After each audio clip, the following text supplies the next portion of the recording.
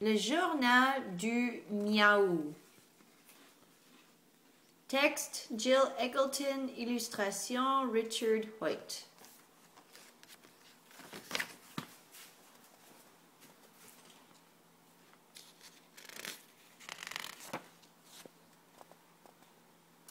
Le chat cambrioleur rôde encore. Le chat cambrioleur a encore frappé sur la rue Bouton. Pacha le chat dormait à côté de son dîner lorsque ce dernier a été dérobé sous son nez. Le chat cambrioleur n'a laissé aucune trace de pattes. C'est la troisième fois que le chat cambrioleur vole de la nourriture à Pacha le chat. Les résidents de la rue Bouton doivent nourrir leur chat à l'intérieur. Ils doivent fermer toutes les portes.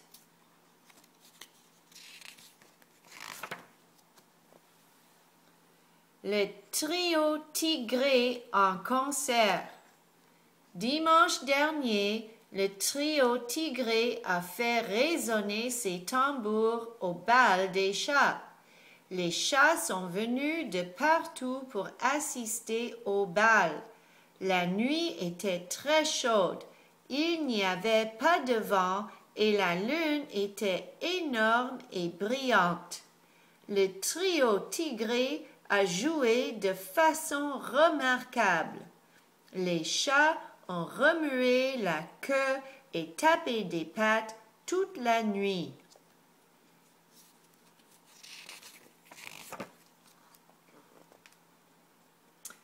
La grippe frappe les gros chats. Les gros chats de la colline de Bouton ont tous attrapé la grippe du chat.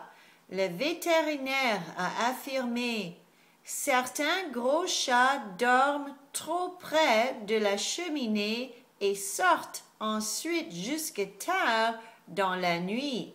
Ils prennent froid et attrapent la grippe du chat. La grippe du chat est très désagréable.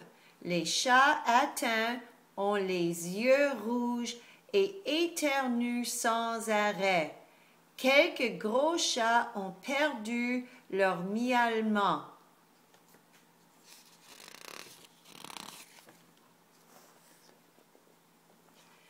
Pas de reste pour les chats de gouttière. Les chats de gouttière qui vivent derrière les magasins ont faim. Les commerçants ne jettent pas d'aliments dans les poubelles. Un commerçant prétend qu'ils doivent tous mettre des aliments dans leurs poubelles.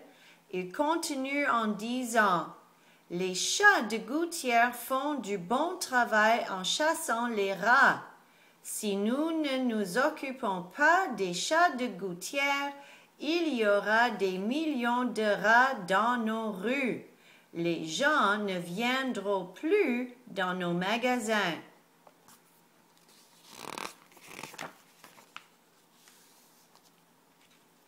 Le premier prix décerné à Marmelade. Marmelade a remporté le premier prix lors de l'exposition annuelle des chats qui a eu lieu dimanche dernier. Les juges ont dit que le pelage de Marmelade était magnifique. Ils croient qu'elle a dû le lécher pendant des semaines.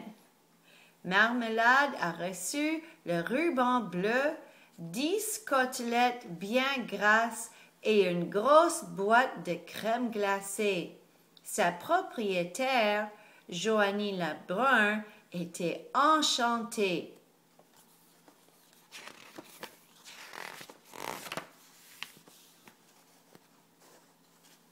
Dernière heure, la police est à la recherche de Chafou.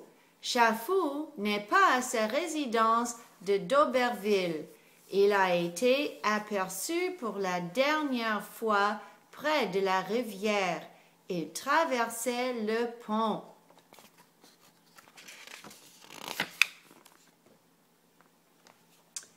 Parlons oiseaux. Les perroquets sont de retour dans le parc. Des chats du club des guetteurs d'oiseaux auraient aperçu dans les arbres 6 perroquets rouges avec de longues queues vertes. Tous les chats du parc ont été prévenus de se méfier de ces perroquets. Les perroquets aiment bien descendre en piqué et attaquer les chats qui se promènent seuls dans le parc.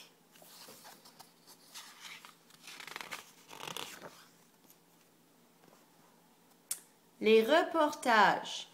Les reportages dans les journaux rapportent aux lecteurs et aux lectrices des nouvelles et des renseignements importants, inhabituels ou intéressants.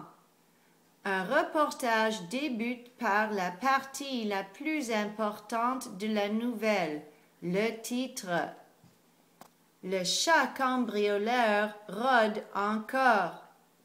Le titre attire l'attention des lecteurs et des lectrices. Il les renseigne sur le sujet principal de la nouvelle. La grippe frappe les gros chats. Pas de reste pour les chats de gouttière. Ensuite, il y a l'introduction. L'introduction doit retenir l'attention des lecteurs et des lectrices.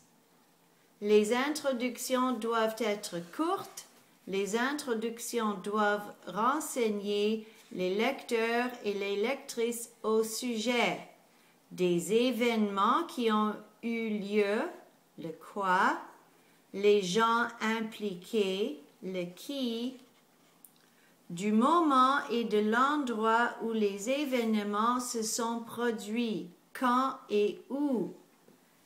La suite du reportage rapporte encore d'autres faits. Les reportages dans les journaux sont habituellement consacrés à un seul sujet. On ne doit pas y donner d'opinion.